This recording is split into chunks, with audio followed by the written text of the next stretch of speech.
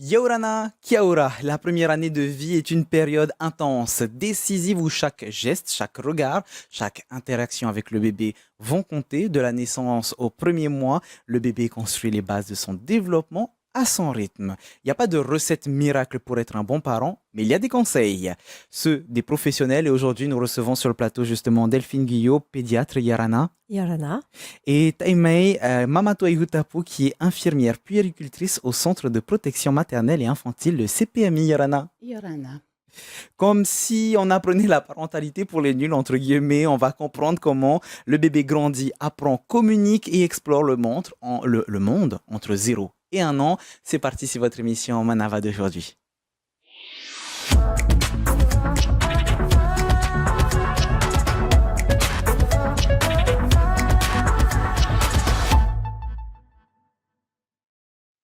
Manger, faire ses besoins, dormir, ça sera l'essentiel du bébé pendant les quelques premières semaines. Durant la première année, il va apprendre à développer l'ouïe, l'odorat, le goût et petit à petit les textures. Tout est à apprendre pour le bébé. Et il y a un proverbe japonais qui dit: l'amour d'un père est plus haut que la montagne, l'amour d'une mère est plus profond que l'océan. Bah oui, peut-être, mais la première fois, le premier bébé, bah tout est à apprendre pour nous en tant que parents.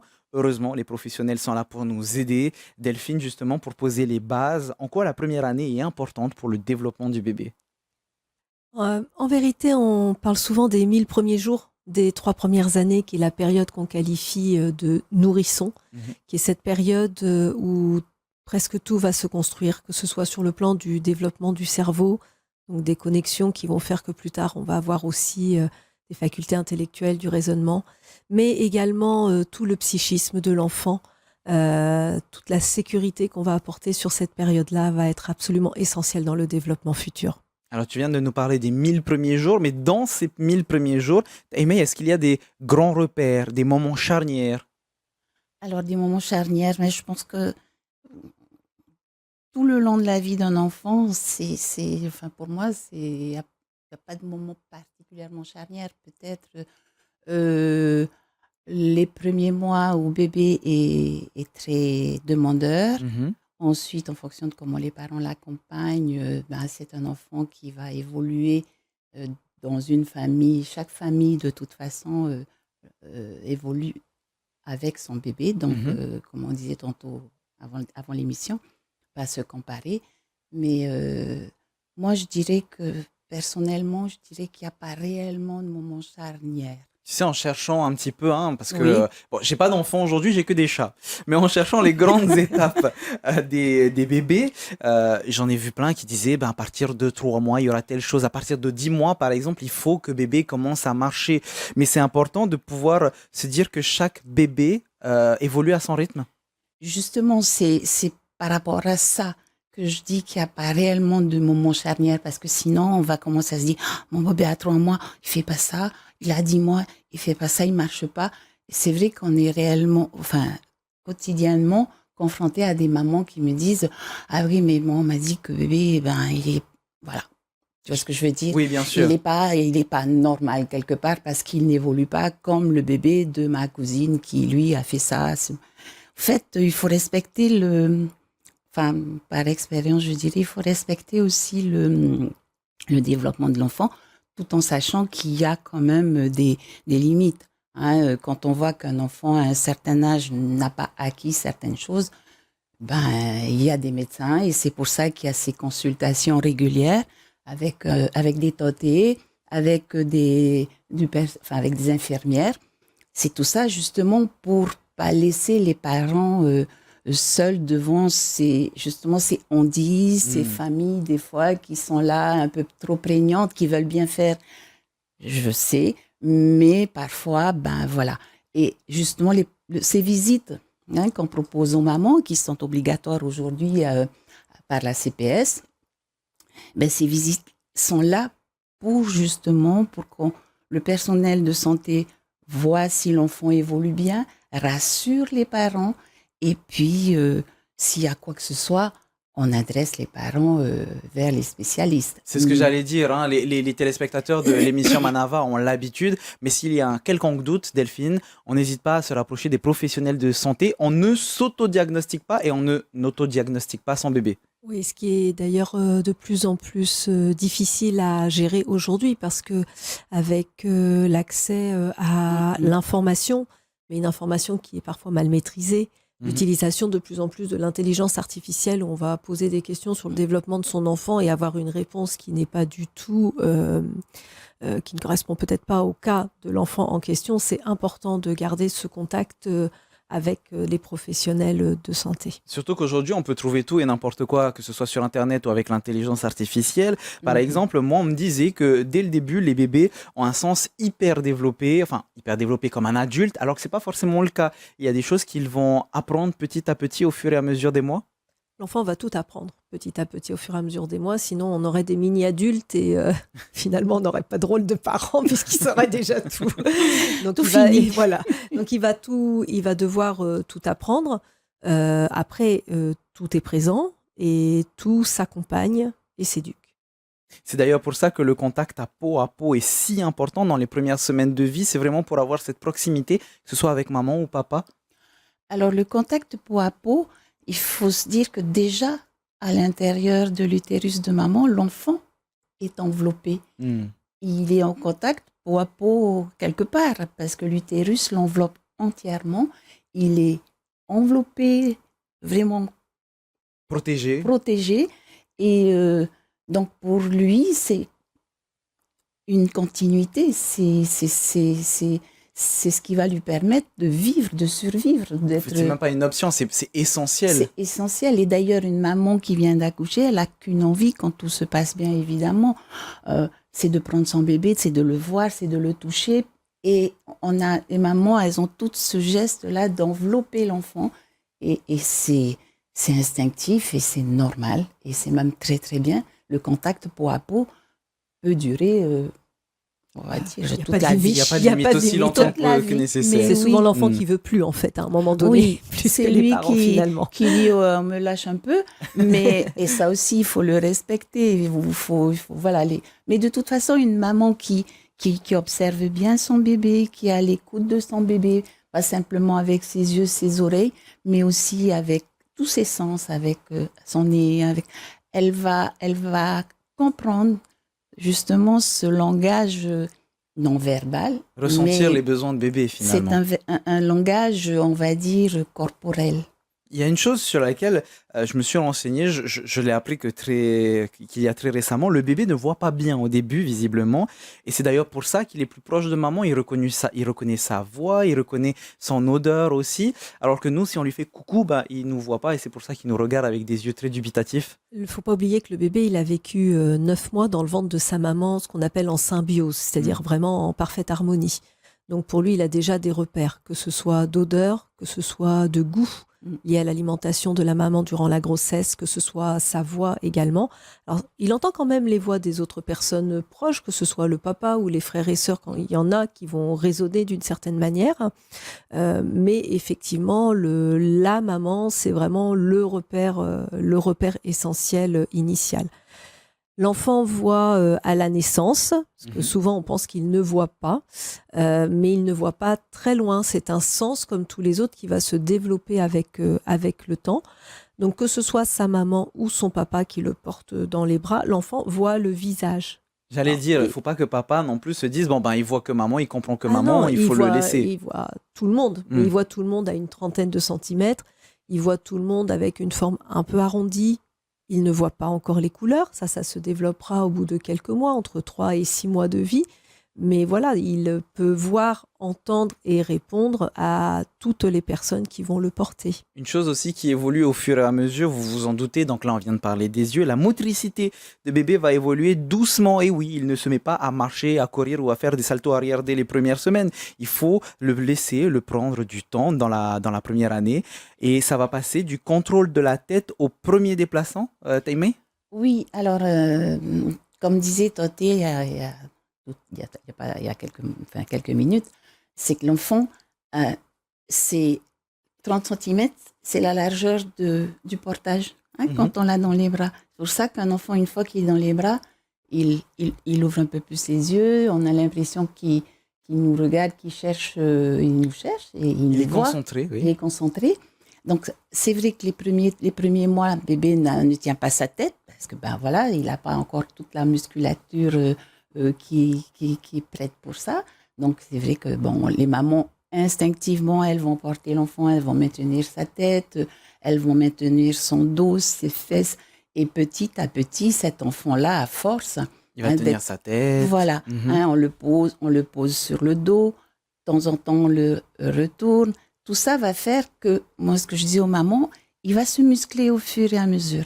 Mais, ça prend du temps. Il faut pour le petit humain, presque 15 mois voire 2 ans pour pouvoir marcher correctement, courir, sauter. Donc, ça prend du temps. Mais moi, je dirais comme je dis à toutes les mamans, faites confiance à votre intuition et à votre enfant. L'enfant va vous dire quand il est prêt, mais ça, il faut encore pouvoir le voir. Et le comprendre, Le comprendre, mais les mamans, elles l'entendent, elles le comprennent. Oui, parce que le bébé, pour l'instant, ne peut pas parler. Il fait des gazouillis. Parlons-en. Bon, on comprend rien des gazouillis. Toi, t'es Delphine. Ça sera la première forme de langage de bébé. À quoi ça correspond réellement? Est-ce qu'on a une pierre de Rosette du gazouillis? Est-ce qu'on sait que blablabla, ça veut dire papa, maman ou autre? Les premiers sons de bébé qui cherchent à communiquer avec un adulte, c'est vers 1 mois et demi, 2 mois, et c'est effectivement les fameux areux, où l'enfant, on voit, il essaye de sortir des sons. Donc, il veut communiquer. C'est les prémices du langage. Bien sûr, on ne sait pas ce que l'enfant réellement veut verbaliser, mais on peut interpréter ses expressions, la manière dont il bouge, le sourcil un peu froncé. Et c'est important de répondre par le contact avec le regard, mais aussi avec la parole en tant que parent à ces stimulations-là. Et puis ensuite, il va élaborer son langage. En général, aux alentours des 6 mois à peu près, l'enfant va alors babiller. Donc là, il va le faire des syllabes. Ba, ba, ba, ba, ba, ta, ta, ta, ta, ta, ta, ta, ta. Voilà, et puis en fait, il explore des sons, et puis on a l'impression qu'une fois qu'il l'a exploré vraiment, redit pendant des semaines et des semaines, il passe à une autre sonorité. D'accord. Et puis ensuite, après la première année, les premiers mots apparaîtront, puis la répétition, puis la construction des phrases. D'où la répétition du ma qui donne maman ou papa pour Ça a pour toujours certains. été une grande question, ça. Oui. Je me suis toujours demandé si le mot maman... Alors, Arrive ne en venez premier pas que- de... Ouais. C'est souvent papa ce qu'on Oui. nous signale que les enfants disent en premier, mais quand ils pleurent, les enfants, ils ont ce son tous, quelles que soient les ethnies, de faire ma. Ah, Et je me du suis coup- toujours demandé si le maman ne venait peut-être pas de là, parce que c'est un mot relativement finalement universel. Est-ce que dans cette idée de parler avec le bébé, est-ce qu'il faut qu'on puisse justement babiller nous aussi pour les conforter dans ce langage-là, ou est-ce qu'il faut leur parler comme à un adulte? Bon, peut-être pas, mais pour commencer à développer justement cette compréhension de la langue, même s'ils pigent que dalle. On ne sait pas, peut-être qu'il pige. Je pense Peut-être qu'ils comprennent. en fonction de tes mimiques, en fonction de tu sais, quand on est à 2, on voit que l'autre n'est pas content, tu vois ce que je dis. Et D'accord. l'enfant, je pense que c'est un très bon détective à ce niveau-là. Il a des antennes, tu sais, là. Et puis il voit quand maman est bien, maman justement est fatiguée, fâchée. Et après, babiller, on le fait tous, dit oh mon bébé, machin. Et puis après, évidemment, il faut essayer de lui parler avec des mots cohérents. Bien Parce sûr. que ça aussi, c'est ce qui lui apprend, qui met son oreille à contribution, et il va finir par comprendre qu'il faut associer ça. Mais ça prend du temps. Mais bon, nommer les choses aussi, c'est papa, c'est ta sœur, C'est Tati, Mareva, oui. c'est Tati. On va prendre le bain. Après, on peut dire... je sais qu'à l'époque, on se moquait beaucoup des grands-parents qui disaient viens, on va aller baigner l'eau, viens boire le lolo. Ouais, mais maintenant, c'est pas du tout, je trouve judicieux, parce que l'enfant va répéter ce qu'on lui dit. Bien sûr. Et donc, que ce soit, moi là, par rapport au langage, je dirais que ce soit en français, en tahitien, en anglais, au contraire, c'est là qu'il faut commencer à apprendre la sonorité des langues. Leur parler, effectivement, ça va leur permettre de se développer autre chose, puisqu'on a parlé des yeux, on a parlé du toucher. On parle aussi alimentation. Donc, à partir d'un certain âge, ils vont pouvoir découvrir des aliments, même si au début, ça reste autour du titi-mama, du lait en poudre aussi. Donc, à partir de quel âge on peut commencer à faire découvrir des aliments? On ne commence pas à faire découvrir ça dès les premières semaines. Non, jusqu'à environ ces 6 mois, l'enfant n'a en vérité pas besoin d'autres aliments qui servent à sa croissance et à son développement que le lait. Alors, bien sûr, le lait maternel en priorité quand c'est possible, à défaut le lait artificiel. Ensuite, la découverte de nouvelles textures pour amener à diversifier son alimentation, parce que passé les 6 mois, les besoins nutritionnels vont se modifier. Et donc là, il faudra effectivement apporter d'autres choses par l'alimentation, on va dire, plus solide. Les premiers pas se font entre 4 et 6 mois, selon le mode initial d'alimentation de l'enfant, mais aussi selon le comportement de l'enfant. Aller mettre une cuillère de compote ou de purée de légumes dans la bouche d'un enfant qui visiblement n'a pas l'air curieux de voir ses parents en train de manger quand il est à table dans les bras n'a absolument aucun sens. Intérêt, oui, aucun sens. Aucun sens. On a souvent la question à partir des 3 mois de bébé, est-ce qu'il peut boire du jus? Est-ce qu'on peut donner la compote de fruits? Les parents sont pressés de cette étape, je ne sais pas pourquoi. Mais ça ne correspond absolument pas à un besoin de l'enfant. Et puis petit à petit, avec cette exploration, que ce soit du toucher, du regard ou du goût, ils vont commencer à mettre tout et n'importe quoi dans la bouche, on le sait. Oui, tu veux réagir? Je voulais juste rajouter quelque chose, c'est que elles sont pressées de donner à manger quelque chose, à mettre quelque chose dans la bouche des enfants, parce que à l'époque, on commençait les jus de fruits à 15 jours. Oui. Voilà. Ah oui, très très tôt. C'était commencé très très tôt. Donc, et c'est vrai qu'il y a encore des grands-mères, des arrière-grands-mères qui sont elles ont eu des enfants très jeunes, qui ont encore ça en tête en disant non, il faut lui donner, il faut machin. Donc, il suffit simplement de dire que le bébé n'est pas prêt. Et moi, je suis d'accord avec toi. Quand l'enfant commence à regarder ses parents et à les imiter quand ils mangent, on peut déjà commencer à lui faire goûter certains aliments, parce que c'est le goût. Évidemment, quand c'est un enfant qui est nourri au sein, c'est pas une surprise, mais pour les autres, ça peut être surprenant. Et il y a aussi la texture. Et justement, c'est à partir de ce moment-là que bébé commence à explorer, à attraper tout et n'importe quoi, à le mettre à la bouche. Donc là, il est essentiel de pouvoir bien sécuriser le lieu de vie, de pouvoir mettre de côté ce qui est télécommande, téléphone, etc., pour éviter les microbes dans la bouche. Alors, les microbes, grande question. Ça, c'est difficile à éviter, je pense. Alors, oui, c'est vrai qu'il y a eu une période où on faisait tout, il fallait que ce soit stérile. Aujourd'hui, on se rend compte que de tout stérile, d'abord, c'est pas possible, et puis ça mène à des excès. Des mamans qui récurent tout avec des produits à l'époque, c'était l'eau de Javel, voilà. Aujourd'hui, on n'est pas, on évite justement la surprotection de bébé. Il faut que ce soit propre. Bien sûr. Propre, nettoyé, sécurisé, c'est-à-dire tout ce qui peut tomber, tout ce qui peut blesser l'enfant. Alors, ça dépend des environnements. Il y a des environnements qui sont sécures, c'est-à-dire où bébé est en sécurité, et des environnements avec des escaliers, des choses qui peuvent tomber.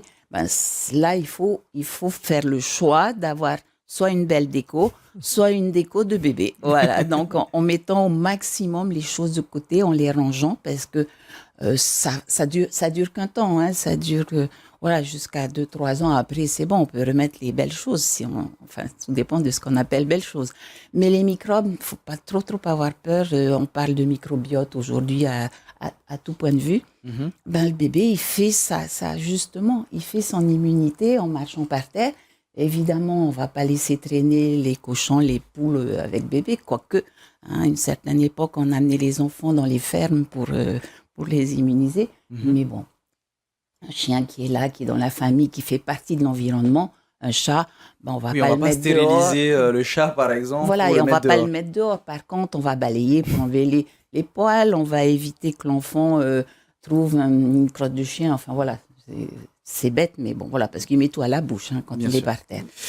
Et Mais on c'est pas pourrait... dangereux au point voilà, d'aller aux urgences parce que bébé a avalé un petit truc comme ça. On pourrait en parler pendant encore des heures, puisque Oui. le développement du bébé, je pense qu'on a à peine effleuré C'est tout ce clair. qu'on pourrait dire sur ce sujet. Par exemple, il me semblait important de pouvoir dire que dans le développement de bébé, on laisse les téléphones de côté, les écrans sont interdits à cet âge-là, en tout cas il faudrait qu'on se l'interdise. Entre 0 et 1 an, le bébé apprend plus vite qu'à n'importe quel moment de sa vie, en tout cas d'après certaines études. La parole, le toucher, les émotions positives sont des piliers de ce développement. On est déjà sur la fin de l'émission, donc pour finir, je vais citer juste des artistes parce que même si c'est évident, ça fait toujours bien de le rappeler. Comme dirait Big Flo et Oli, il n'y a pas de bon père, il n'y a que des hommes qui font de leur mieux. C'est pareil pour maman, c'est valable pour tout le monde. Et on conclut avec Marine Lemonnier, qui est infirmière puéricultrice, qui nous parle de bien-être des bébés ou des parents. Vous allez voir que les deux sont liés. Yaorana, je suis Marine, je suis infirmière puéricultrice depuis plus de 20 ans et aujourd'hui je viens vous parler du bien-être périnatal, c'est-à-dire des bébés et de leurs parents. Alors j'accompagne les parents et les futurs parents dans les premiers mois de vie de leur bébé à travers différents ateliers. Je crée des espaces rassurants au centre Tuatiere, qui est un centre d'accompagnement des familles et de bien-être périnatal, comme par exemple le portage physiologique, le massage bébé, les bains thérapeutiques, le Watsu bébé, qui sont des moments familiales intenses. En fait, je soutiens les parents dans leur rôle, dans leur transformation de devenir parents, et je les aide à comprendre comment fonctionne leur bébé, ses rythmes, les besoins, pour qu'ils aient un petit peu plus de sérénité dans leur quotidien.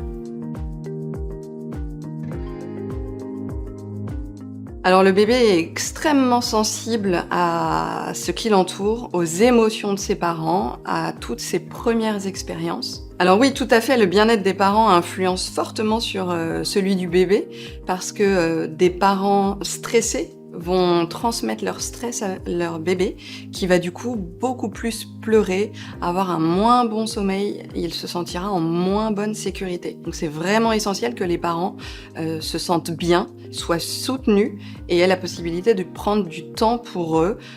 Prendre du temps pour soi, c'est déjà prendre soin de leur enfant. Alors, le toucher, c'est le premier sens qui se met en place dans la vie intra-utérine. Et du coup, quand le bébé arrive sur Terre, c'est le langage qu'il comprend le mieux. Donc le bébé va comprendre le contact de ses parents, les caresses, le toucher, les massages. C'est vraiment un langage d'amour entre le bébé et son père et sa mère. Il ne faut pas hésiter à masser son bébé. Plus vous allez masser votre bébé, le toucher, le caresser, être en contact avec lui, plus vous allez lui faire du bien et vous faire du bien. Vous allez apprendre à vous connaître, vous allez réguler, diminuer les pleurs de votre bébé. Et c'est vraiment le premier langage, la communication d'amour qui se met en place entre vous et lui. Vous pouvez aller faire des ateliers pour apprendre à masser votre bébé, mais surtout suivez votre intuition. Vous serez les meilleurs masseurs pour votre bébé. Le premier conseil que je donnerais aux parents, c'est de faire confiance à leur intuition, de ne pas rester seul, se faire accompagner, demander à l'aide, c'est une force et pas une faiblesse. Je leur dirais aussi de ne pas chercher à être parfait et de ralentir. Le bien-être du bébé passe par le bien-être de ses parents et le lien qui se crée entre le parent et son bébé dans les premiers mois de vie, c'est vraiment une base précieuse pour l'avenir. Faire confiance à son intuition, comme nous l'a dit Marine, mais aussi se renseigner auprès des professionnels de santé si vous en avez besoin. Et puis si vous êtes sur Internet, il y a des sites qui peuvent vous aider. Par exemple, www.icerm.fr, des centaines d'articles sur le développement du bébé, des enquêtes nationales périnatales, les cas de bébés prématurés, on n'en a pas parlé puisque ce n'était pas le sujet d'aujourd'hui, mais ça peut peut-être vous aider. On parle aussi de certaines maladies comme la jaunisse ou la pré-éclampsie, enfin bref, beaucoup d'articles si vous voulez vous renseigner autour du bébé et de son développement. Et vous avez bien sûr www.santépubliquefrance.fr. Ici aussi, on parle de tout ce qui peut tourner autour de la santé avec quelques recherches. On tombe sur des articles sur les bébés, la rougeole, la surveillance sanitaire, l'avantage du nourrissage et du titi mama, ou encore les 1000 premiers jours en sécurité avec l'enfant, comme nous le disait Toté Delphine. Mais justement, avant de lancer le Question Express, je parlais du téléphone. Aimé, ça t'a fait beaucoup réagir. Tu peux nous en parler rapidement pour terminer? Alors, moi, ce que je dis dès la première consultation, je dis bien aux mamans que quand elles prennent soin de leur bébé, le téléphone, elles le mettent, mais loin, très loin, parce que sinon, c'est une tierce personne, malgré tout. Hein, et l'interaction avec bébé, eh ben, elle est biaisée. Maman va à un téléphone qui sonne, ben on le laisse sonner, tant pis, on rappellera. Parce que pendant que je réponds, mon bébé me regarde et il n'y a pas de contact visuel, surtout les premiers temps, et pas que les premiers temps. Donc le téléphone est à bannir quand on prend soin de son bébé. Merci. Une fois qu'on a fini, là on peut reprendre son téléphone, mais bon. Merci beaucoup pour cette conclusion. Et merci aussi, toi, Delphine, d'avoir été présente sur le plateau. Merci. Merci à vous de nous avoir suivis. On se retrouve très bientôt pour une nouvelle émission. Maururu Itotato Farerir a Trahoma Parhena.